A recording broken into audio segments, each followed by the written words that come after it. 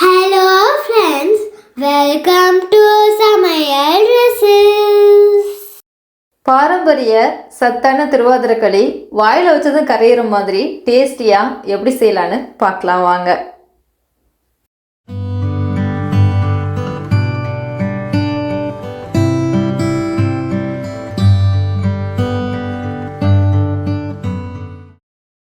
திருவாதிரைக்களி பச்சரிசியில் தான் செய்வாங்க.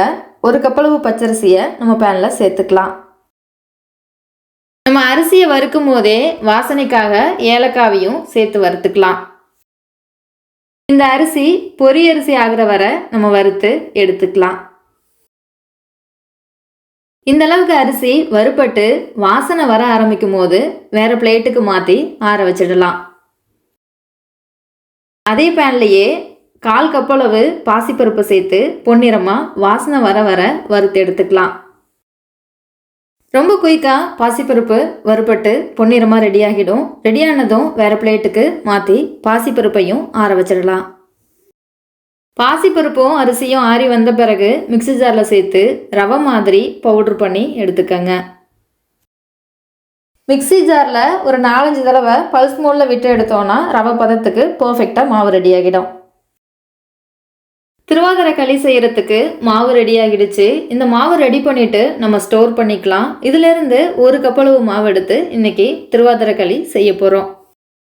இந்த கப்பால் 1 கப்பளவு மாவு எடுத்துக்க போகிறோம். அதுக்கு 2 கப்பளவு அச்சு வெல்லத்தை பொடியாக நுணுக்கிட்டு ஒரு பாத்திரத்தில் சேர்த்துக்கலாம். வெல்லம் கரையிறதுக்கு 1 கப்பளவு தண்ணி சேர்த்துக்கலாம். வெல்லம் கரைஞ்சி இந்த அளவுக்கு கொதிக்க ஆரம்பிக்கும் போது திருவாதிரைக்களி செய்ய போகிற பாத்திரத்தில் வடிகட்டிட்டு வெல்லம் கரைஞ்ச தண்ணியை நம்ம சேர்த்துக்கலாம்.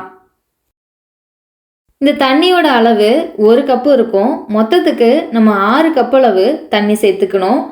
வெள்ளை தண்ணியோட சேர்த்து மொத்தமாக 6 கப்பளவு தண்ணி சேர்த்துக்கலாம். இது ஒரு ஸ்வீட் ரெசிபிங்கிறதுனால ஸ்வீட்டை கொஞ்சம் எடுத்து கொடுக்கறதுக்கு 1/2 டீஸ்பூன் அளவுக்கு உப்பு சேர்த்துக்கலாம். இது கூடவே 2 டேபிள் ஸ்பூன் அளவுக்கு கடலைப்பருப்பையும் சேர்த்துக்கலாம். அடுத்ததாக 1/2 கப்பளவு துருவன தேங்காவை சேர்த்து ஒரு தடவை கலந்து விட்டுருங்க. ஒரு மூடி சேர்த்து இந்த தண்ணியை கொதிக்க விட்டுடலாம். நம்ம சேர்த்துருக்க கடலைப்பருப்பு எல்லாம் இதுலேயே குக்காகி வந்துடும். இந்த அளவுக்கு தண்ணி கொதி வந்த பிறகு நம்ம ரெடி பண்ணி வச்சுருக்க மாவில் இருந்து 1 கப்பளவு மாவை எடுத்து சேர்த்துக்கலாம். மாவை சேர்க்கும் போது ஒரு விஸ்கு வச்சு கலந்து விட்டுக்கிட்டே மாவை சேருங்க. இந்த அளவுக்கு கொதிக்க ஆரம்பிக்கும் போது ஒரு மூடி சேர்த்து 15 நிமிஷத்துக்கு வேக வச்சிடுங்க.